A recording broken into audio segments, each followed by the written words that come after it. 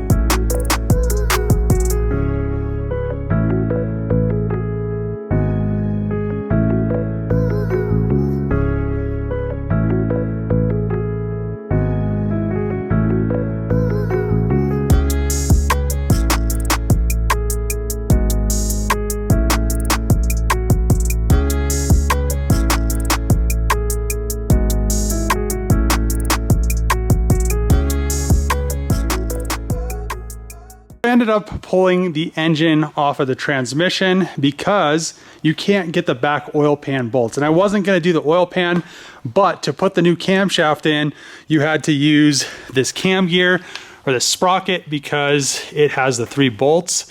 It also adjusts because the one that's factory on it bolts through, but the aftermarket camshaft isn't threaded inside. So since I have to pull the oil pan, I'm going to put the new oil pump on and just pretty much get all this stuff done, and then I can put the front cover and the oil pan back on. I probably should have pressure washed all this. I'm draining the rest of the oil out of it. I spilled some earlier, but yeah, we should be good after I get this pan off. All the bolts on this side are undone.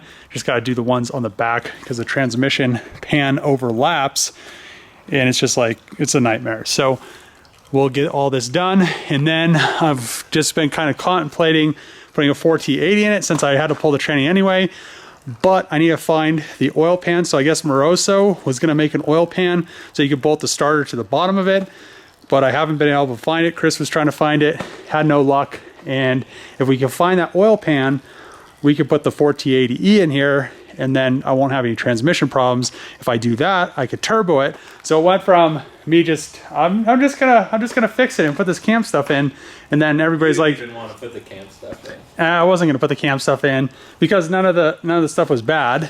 It was just a blown head gasket, and then since I had to separate the transmission to pull the oil pan, it's just like the next step. So I guess this one will be driving in like 5 months. If we're lucky. Yeah. Not as much of the LS4 put together today as I could.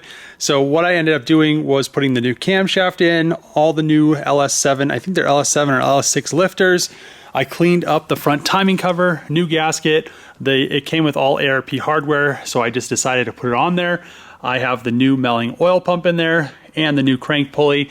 So, and then I started cleaning everything up. So what I need to do now is actually take the heads down to the machine shop. So it had one cylinder with a blown head gasket. I really doubt that the head mating surface is warped at all, but just to be safe and not have to pull this thing apart in the car, I'm gonna go and have the heads decked and have all the valve seats done. And then I have the new springs. I'll have them put them springs in it. They're the LS6 valve springs. Probably new valve stem seals, just so we can get this thing 100% ready. Should take only a couple days. And in the meantime, I ordered ARP head studs, and I also ordered all the stuff to put the 4T80 in here. So I wanted to just leave this transmission in there, and then just hearing the horror stories about these 4T65Es, it just makes sense to throw the 4T80 in it. So it's going to be until the end of the month until I could actually bolt this back into the car. I could stick everything in with this transmission, bolt it all in, and then have to pull it all back out. So instead of doing that, I'm just going to wait. I'll probably just make this roll again, pull the transmission, throw the subframe and everything back in it so I could roll it out, roll it into the other bay, and be able to still work in here. Just, you know, there's a lot of stuff that I wanted to do, and I want to make it so it's reliable. I don't want to have to constantly be replacing blown up transmissions because those 4T65s are so weak. So the plan now is I'm going to use the front exhaust manifold, which I've heard is a very common thing.